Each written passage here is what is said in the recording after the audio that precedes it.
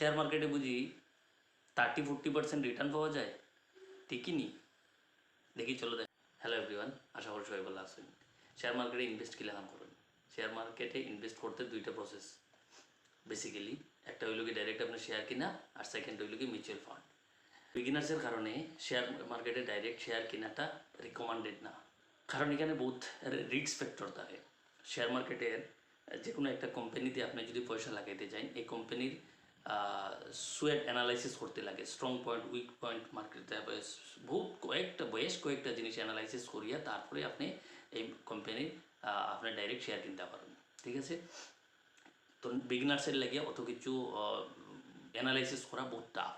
তাদের লাগি বিগিনার্স সকলের লাগিয়া রিকমেন্ডেড হইল গিয়া আপনি মিউচুয়াল ফান্ডে ইনভেস্ট করতে। এখন মিউচুয়াল ফান্ডে ইনভেস্ট করতে আপনার মিউচুয়াল ফান্ডের দুইটা প্রসেস আছে।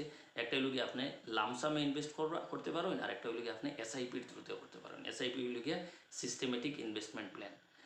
তো এটা যদি বুঝবার লাগে আরও ইজিলি আমরা যদি কম্পেয়ার করি, ব্যাংকে যারা আমরা অ্যাকাউন্ট আছে, তো আমরা কিতা করি, ব্যাংকে আমরা প্রায় সময় কনভিন্স করে একটা আরডি অ্যাকাউন্ট করার লাগে, একটা ফিক্সড ডিপোজিট অ্যাকাউন্ট করার লাগে। ফিক্সড ডিপোজিটটা কী লাগান, আপনার একটা অ্যামাউন্ট 1 লাখ 2 লাখ 5 লাখ যেটা অ্যামাউন্ট আছে একটা আপনি তারা এখানে রাখি দিলা 10 বছর 1 বছর 5 বছরে একটা টার্মের লাগিয়া, আর এটাতে আপনার একটা রেট অফ ইন্টারেস্ট তারা দিল 7%, 8%, 6%, ম্যাক্সিমাম 6-7%, তার চেয়ে বেশি হয় না। এটা হইল কি আপনার ফিক্সড ডিপোজিটে।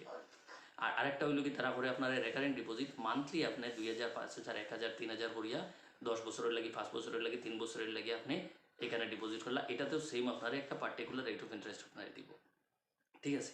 তো এটা সেম হইল গিয়া লামসাম আর মিউচুয়াল ফান্ড।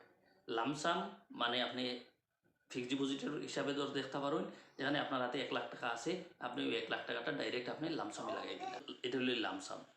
আর আরডি কিতা, আরডি হইল গিয়া ওই রেকারিং ডিপোজিটের মতো মান্থলি একটা অ্যামাউন্ট 5000, 8000, 2000, 1000, 3000 আপনি প্রত্যেক মাসের একটা পার্টিকুলার ডেটে আপনার অ্যাকাউন্ট থেকে মিউচুয়াল ফান্ডে খাটিয়ে যাইব, এসআইপি।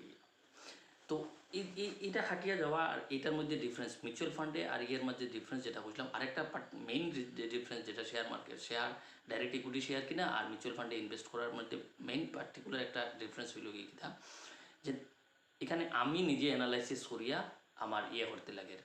শেয়ার মার্কেটে যে সময় ইকুইটির কিনতে যাই, আমি শেয়ার কিনতে যাই, আমি নিজে অ্যানালাইসিস করি আমি কিনতে লাগে। আর মিউচুয়াল ফান্ডে হইল কিনা, একটা মিউচুয়াল ফান্ডের ফান্ড ম্যানেজার থাকে। যেমন আপনি ধরুন এক্সাম্পল হিসাবে আপনি অ্যাক্সিস ব্লু চিপ, ঠিক আছে? তো অ্যাক্সিস ব্লু চিপের একজন ফান্ড ম্যানেজার তারা রাখছে। এই ফান্ড ম্যানেজারে অ্যানালাইসিস করব যে এই পয়সাটা ওই যে কোম্পানির অ্যানালাইসিস করা, কোন কোম্পানি উঠতে পারে, ডাউন হইতে পারে, আপ হইতে পারে, ওই হিসাবে আমার দেওয়া যে মান্থলি 1000, 2000 যেটা আছে, তারা ওই হিসাবে এটারে তারা ইনভেস্ট করব।